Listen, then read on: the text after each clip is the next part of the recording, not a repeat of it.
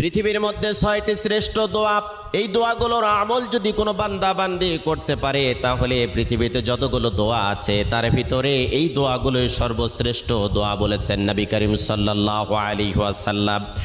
কোনো বান্দা বান্দি যদি যতই বিপদে থাক, কষ্টে থাক, দুর্ভিক্ষে থাক, উৎকণ্ঠার মধ্যে থাক না কেন, সকাল থেকে সন্ধ্যা পর্যন্ত যদি কোনো বান্দা বান্দি দরুদ শরীফের আমল করতে পারে, রাতের বেলা যদি দরুদ শরীফের আমল করতে পারে, হাজারো অশান্তির দাবানল থেকে আল্লাহ রাব্বুল আলামিন শান্তি দান করবেন।